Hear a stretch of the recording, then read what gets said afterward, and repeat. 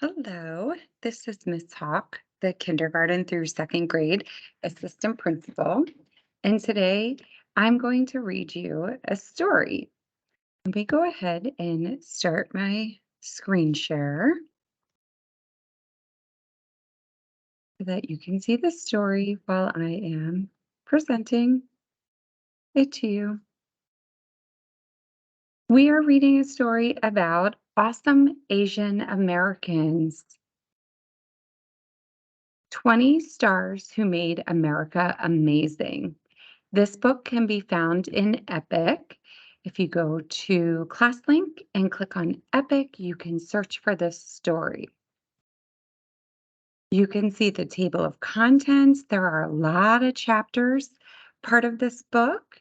So we're only going to read two or three of them together today, and then you can go to Epic to finish reading about the rest of the famous Asian Americans. Introduction. In 2018, the phrase Asian American had its 50th anniversary. In 1968, students at the University of California, abbreviated UC, at Berkeley, coined the term when they founded the Asian American Political Alliance, the AAPA. Fueled by the 1960s civil rights movement, AAPA protested for legal, political, and social equality for Asians in America as well. A year later, San Francisco State University, abbreviated SFSU, and UC Berkeley Davis and Los Angeles, UCLA, founded the first college-level Asian American studies programs in the United States. Out was the label Oriental, the term that came from the Latin word oriens, which meant rising. The sun rose from the east, from Europe, the center of the Roman Empire, and later the dominant colonizers of the world. Asia was east. Therefore, to Europeans, anyone coming from the direction of Asia was Oriental. America inherited this Eurocentric perspective and the definition of Oriental, foreign, exotic, or other. This racial profile stereotyped a stranger from somewhere else as an outsider who did not really belong here. But what if people with Asian heritage wanted to control their own identities? Asians have been Americans for centuries. In 2020, Asians were the fastest growing group of American immigrants. It is projected that minorities will become the majority of the US population by 2050. However, since the global spread of a new coronavirus disease started in November 2019, what we know as COVID-19, anti-Asian racism has spiked in the United States. By May 2020, the Center for Public Integrity reported that 30% of Americans witnessed someone blaming Asian people for the pandemic, and that 60% of Asian Americans had seen such behavior. At the same time, the Washington Post reported Asian American doctors and nurses have been increasingly harassed by bigots. This has been an unsettling reminder that prejudice is hard to eliminate.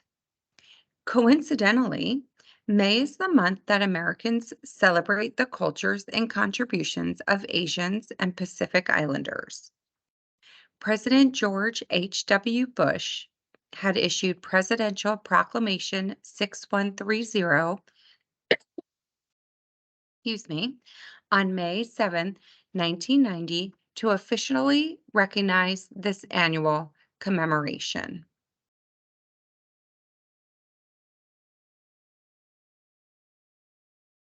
We're going to continue with the introduction. Fittingly, a new television documentary series, Asian Americans, debuted on PBS in May 2020. Co-produced by the Center of Asian American Media, abbreviated CAAM, it told the histories of these communities for a new generation of citizens. CAAM Executive Director Stephen Gong said, these are American stories, stories of resilience in the face of racism, of overcoming challenges as refugees from war and strife, of making contributions in all sections of society: business, technology, military, service, and the arts. These Asian American experiences and voices provide a vital foundation for a future fast approaching in which no single ethnic or racial group defines America, in which shared principles will define who we are as Americans. This book is presented in the same spirit. This collection profiles noteworthy people in chronological order. The families of these 10 men and 10 women came from different places to contribute to the United States and change it for the better. Asian Americans, Pacific Islanders, and Asians have enriched America's culture, economy, and creative spirit. Immigrants and their descendants continue to give of themselves to become part of the nation's essential fabric. Not all are household names. Some have been almost lost to memory, excluded from public acknowledgement or history textbooks. Trailblazers lay the foundation to smooth the paths of those who follow. The sacrifices deserve to be remembered. Their biographies can inspire readers to imagine ways to improve not only themselves, but also society. On every US coin and dollar bill is stamped another Latin phrase, E pluribus unum. This slogan was used by the 1782 Continental Congress, placed on the Great Seal. Out of many, one, which describes how 13 original colonies formed the United States. Today, this motto applies to how every American can find strength by appreciating our fellow citizens, diverse backgrounds, and accomplishments. In this 21st century world, people seem to have an insatiable appetite for imaginary and idealized heroes who wield marvelous powers and perform incredible feats. In actuality, many of our most effective and diligent champions have looked like us and labored in our very midst. We look forward to learning about your amazing stories and adding them to the ones that follow. So, the first Asian American I would like for us to read about is someone you might have heard of, Bruce Lee. Can you think about what Bruce Lee might have been famous for? Have you heard of him before? If you guessed martial arts, you are correct. Bruce Lee is a martial artist and actor. He was born November 27th, 1940 in San Francisco, California. He died July 20th, 1973 in Kowloon, Hong Kong. True mastery transcends any particular act. It stems from mastery of oneself, the ability developed through self-discipline to be calm, fully aware, and completely in tune with oneself and the surroundings. Then, and only then, can a person know himself. That is a quote from Bruce Lee. A 1973 movie, The Game of Death, presaged video games. 5'7" Billy Lowe, clad in a yellow tracksuit, fights his way up to a pagoda to steal a treasure. But to reach this prize, he must defeat bosses of increasing difficulty. The fifth floor guardian is the 7'2" giant, Mantis, played by the 1971 Most Valuable Player, which is an MVP, in the National Basketball Association, the NBA, Kareem Abdul-Jabbar. Oh, wow. So Bruce Lee, being 5'7", has to fight against a 7'2" giant, 7'2" giant. Oh my goodness, I wonder how this is going to turn out.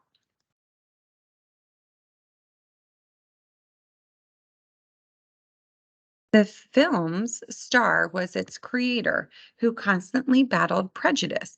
Shockingly, he died before completing the story, right when he was to become the most famous martial artist ever. When the man is even bigger than the myth that is Bruce Lee.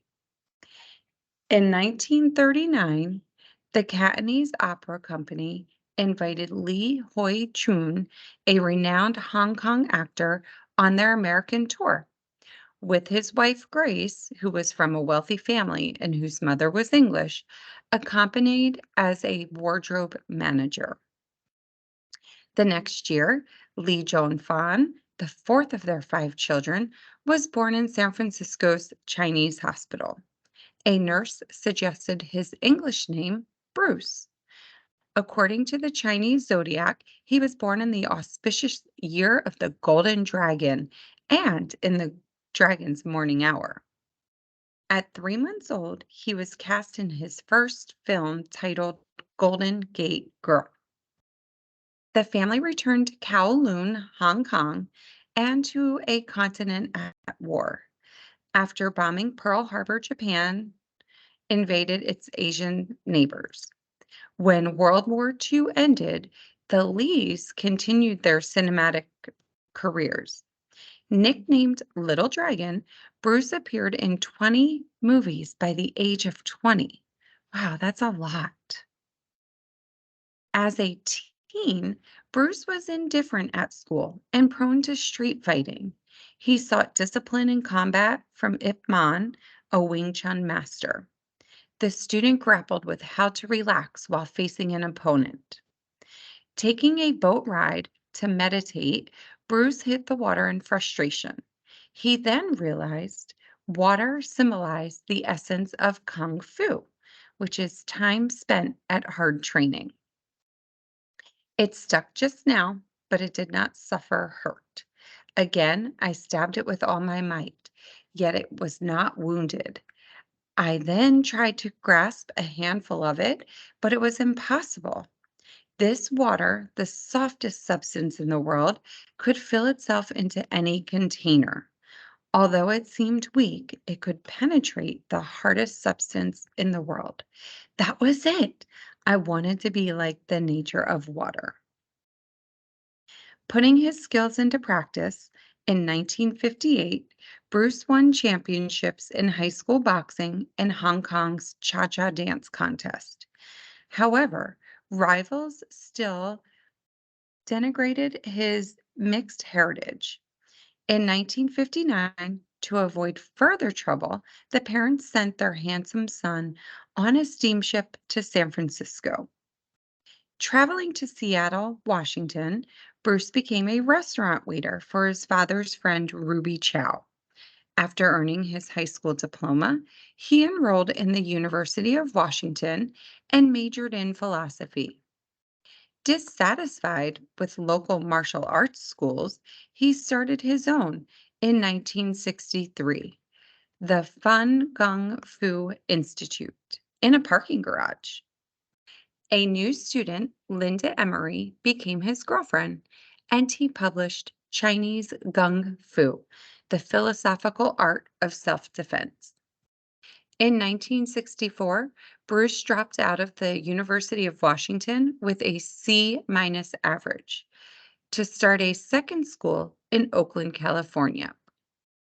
This angered local Chinese kung fu teachers who demanded he stop teaching Westerners. However, he overcame their opposition. Soon, his 1-inch punch and two-finger push-ups at the Long Beach International Karate Championships got him noticed by a Hollywood scout. Meanwhile, he married Linda and they had a son, Brandon, in 1965.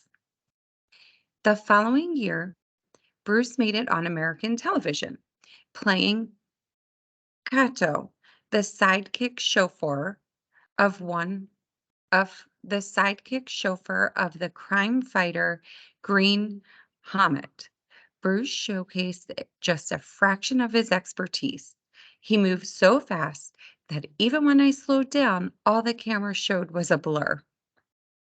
As guests on Batman, the two battled the dynamic duo to a draw. Though only lasting one season, the program became known as the Kato Show in Hong Kong. In Los Angeles, Bruce started a third school in 1967. He taught actors Steve McQueen and James Coburn and UCLA basketball center Lou Alcindor, who later changed his name to Kareem. Hoping to spar with boxer Muhammad Ali, Bruce formulated his own blend of martial arts, Jeet Kune Do, the way of intercepting fist. He said it was not a new style, but it freely allowed one to use any means to beat a foe quickly and efficiently. His school's logo of the Tao, which is yin and yang, read using no way as way, having no limitation as limitation. Some called this the beginning of mixed martial arts. In 1969, daughter Shannon was born, and Bruce hurt his back while weightlifting. Doctors predicted he would never exercise again. Bruce spent the next year writing and rehabilitating. In 1971, he played the martial arts instructor in the television detective show Longstreet, displaying the casual racism that Bruce struggled against. The New York Times wrote,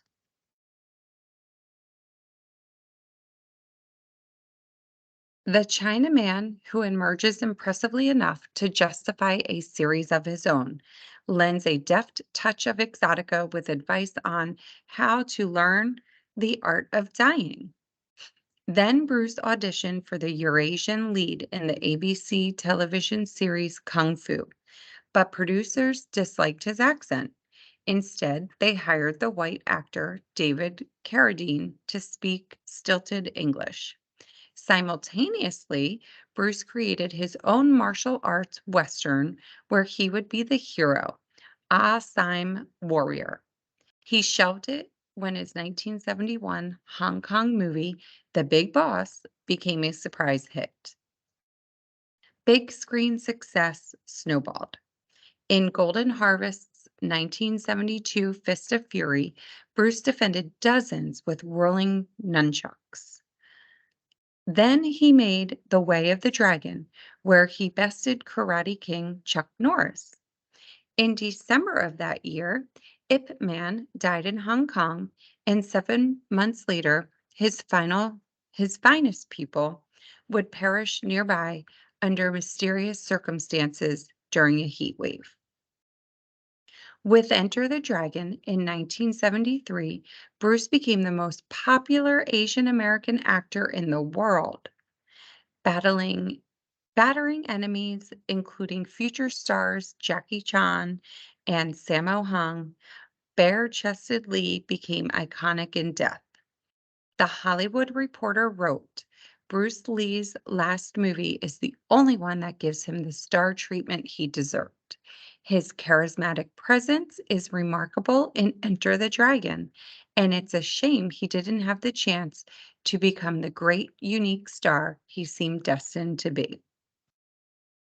Bruce's fame inspired imitators and profiters who reworked his unfinished The Game of Death with stunt doubles and released it in 1979. Brandon tried to follow his father's footsteps. In 1993, he starred as a resurrected Avenger in The Crow. However, he was accidentally shot on the set by a loaded prop gun and died. Brandon was buried next to his father's grave in Seattle. Then a month later came the movie Dragon, the Bruce Lee story, based on a book written by his mother, Linda. In 1994, The Crow's theatrical success magnified the family's tragic curse.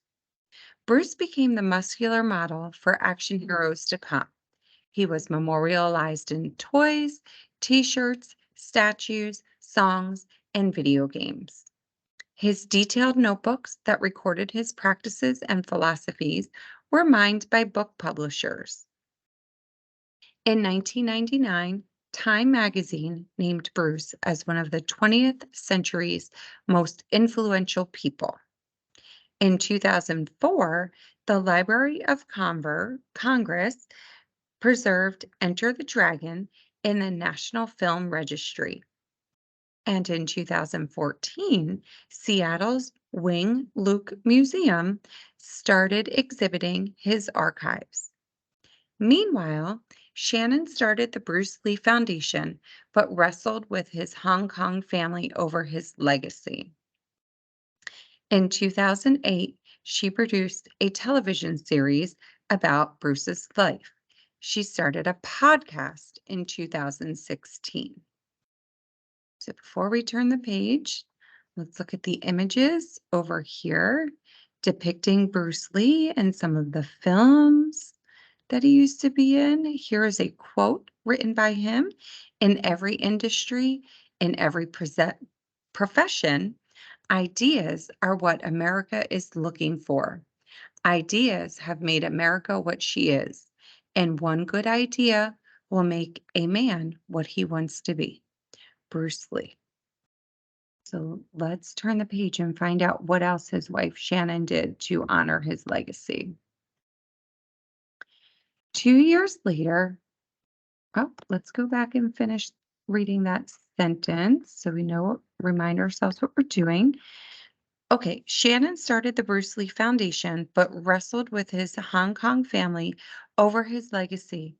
In 2008, she produced a television series about Bruce's life. She started a Bruce Lee podcast in 2016, and 2 years later acquired his licensing rights back from Universal Studios. Cinemax aired Shannon's television production, Warrior, in 2019, which was based on Bruce's treatment written nearly 50 years before. Bruce said, "Always be yourself, express yourself, have faith in yourself." He did not like to swim, was not good at driving, and did not have great eyesight. To those who exploit his image, his defenders rise. Kareem, the NBA Hall of Fame's leading scorer and six-time MVP and champion, wrote in 2019, "First rule of Bruce's Fight Club was don't fight unless there is no other option." He felt no need to prove himself. He knew who he was and that the real fight wasn't on the mat. It was on the screen in creating opportunities for Asians to be seen as more than grinning stereotypes. So that was a very detailed and interesting story about Bruce Lee's life. I hope you learned something new about him. I sure did. Didn't realize how many films he was in and how much struggle he had in his life. So the next person we're going to read about is Dwayne "The Rock" Johnson. What do you know about him? Have you heard of him before? Here he is, Dwayne "The Rock" Johnson. He is a wrestler and actor. He was born May 2nd, 1972 in Hayward, California. And he's still alive. "There was a time in my life when opportunities were so few and far between, they were like little cracks in the wall. And if one opportunity came my way, I would scratch and claw and bite, and I would do anything I could to make sure that I grabbed the opportunity by the throat and did not let it go." So let's read more about The Rock's life. After his father died, Wade Bowles fought his mother's boyfriend and left home when he was 14. With a few dollars in his pocket, he hitchhiked 1,000 miles from Nova Scotia, Canada to Toronto. He hit the gym and later changed his name to Rocky Johnson to honor boxers Rocky Marciano and Jack Johnson. Becoming a wrestler with charisma, muscles, and fancy footwork, Rocky paired with Tony Atlas in 1983 to become the first African American tag team champions of the World Wrestling Federation, which was WWF, but it's now WWE. Excuse me.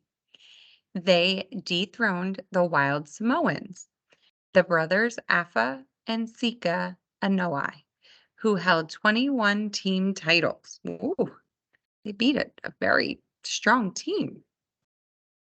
Ironically, the Anoa's dad was blood brother with Rocky's father-in-law, Peter Maivia.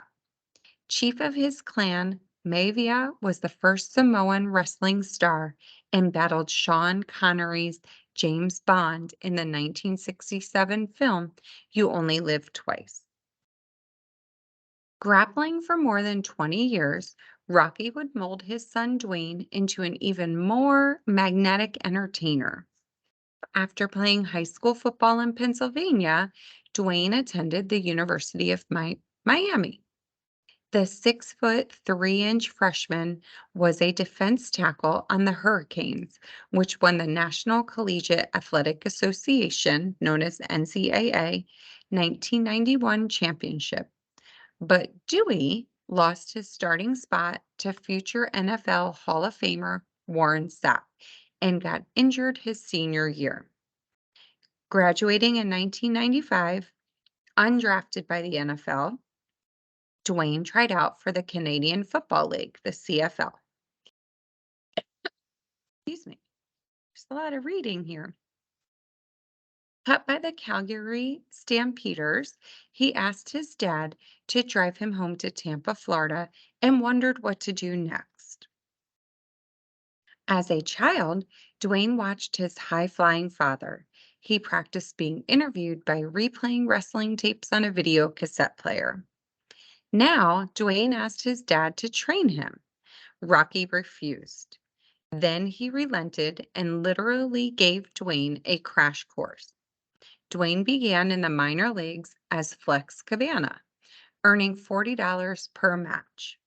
Soon, the WWF called him Rocky Maivia as the first third-generation pro wrestler and cast him in 1996's Survivor Series at New York's Madison Square Garden. In 1997, Dwayne won his first title, Intercontinental Champion, besting Hunter Hearst Helmsley, aka Triple H, and then shared the ring with his father at WrestleMania 13. But Dwayne's smiling babyface, good guy persona did not go over, wrestling slang for convincing fans to care about you. In hindsight, Dwayne called this the turning point in his life. Struggling to find his identity, he had to be myself and be authentic. Later that year, Dwayne married Dari Garcia and turned into a brash, outspoken heel, which is the bad guy, with a new moniker. In 2000, his autobiography, The Rock Says, was a #1 New York Times bestseller, and he spoke at the Republican National Convention. His daughter Simone was born in the next year, and The Rock had been on a wild ride ever since. Dwayne's adult success is a far cry from his troubled youth.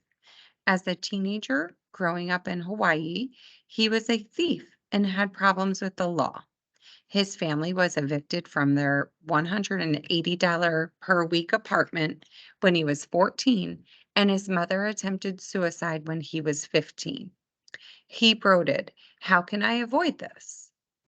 By junior high school, he had lived in more than a dozen states. That's a lot of moving around. Dwayne's first acting job was in 1999 when he impersonated his father on ABC TV's That 70s Show. Rocky pronounced, I got a son, and one day he's going to become the most electrifying man in sports entertainment. But Dwayne did not like acting at first and refused to go on NBC's television comedy show Saturday Night Live or SNL. Finally, he agreed to host in 2000. Then Hollywood beckoned. He had a bit part in 2001's The Mummy Returns. Quickly, he entered the Guinness Book of World Records for the highest salary earned by a first-time lead actor, 5.5 million to headline the 2002 prequel The Scorpion King. Though divorced in 2007, Danny remained a good friend and they started Seven Bucks Productions in 2012. That's how much Dwayne had in his wallet when he left the CFL. Together, they produced HBO's Ballers. Dwayne played a retired NFL player who managed to other athletes' finances, and NBC's Titan Games, a gladiator-like athletic competition. He collaborated with Under Armour on stylish activewear. The first Project Rock shoe sold out in 2018, and apparel line was launched in 2019. Pro wrestlers tell a story with their moves and their mouths. The Rock mastered the microphone with catchphrases to create a larger than life stage presence. Raising his eyebrow, he incited fans by intoning, If you smell what the Rock is cooking. The People's Champion flashed finishing moves, the rock bottom body slam, and the People's Elbow drop, nicknaming himself the Great One and referring himself in the third person. The Brahma Bull likely coined the word SmackDown that is listed in the dictionary. Continue reading about The Rock.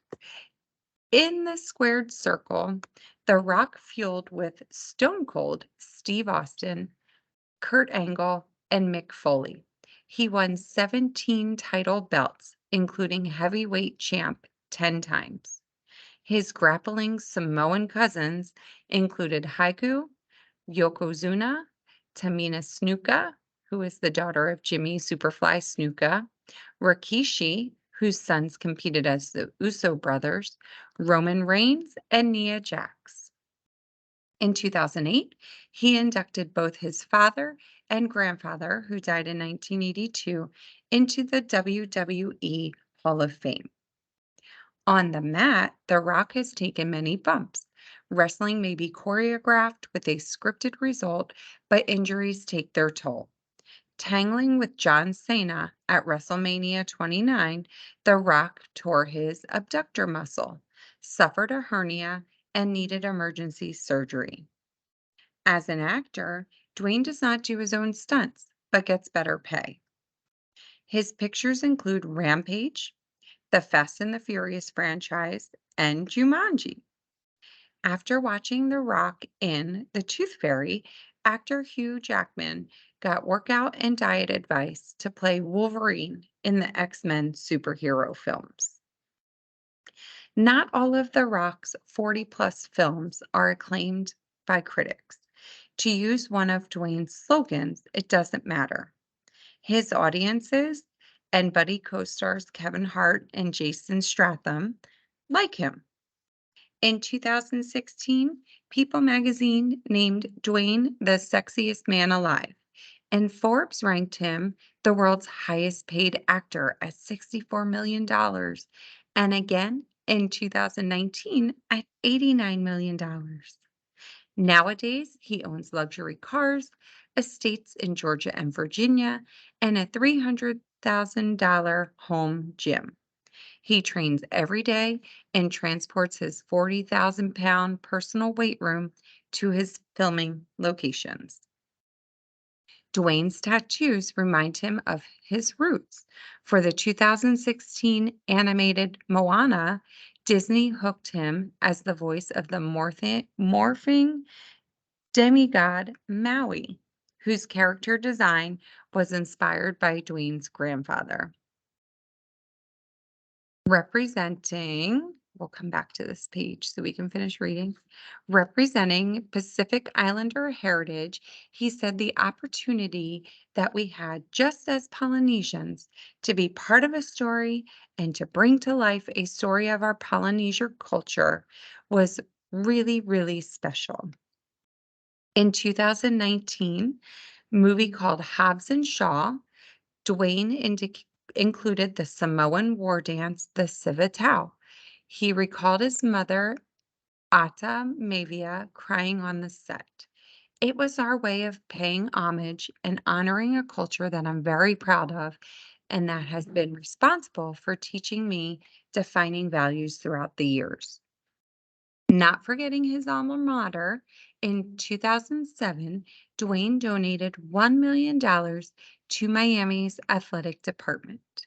Then in 2013, the Hurricanes named its new football locker room after him.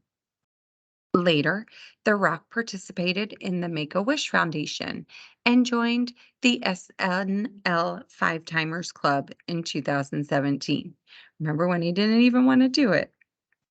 Dwayne married a second time in 2019 to Lauren Haitian in Hawaii and had two daughters, Jasmine in 2015 and Tiana in 2018. Seven Bucks produced Fighting with My Family, a movie where Dwayne plays The Rock, who helps a girl to become a pro wrestler.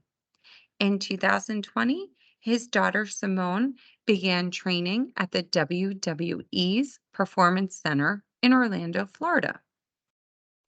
Then on January 15, 2020, Rocky Johnson died of a heart attack. Oprah Winfrey interviewed Dwayne a few years later.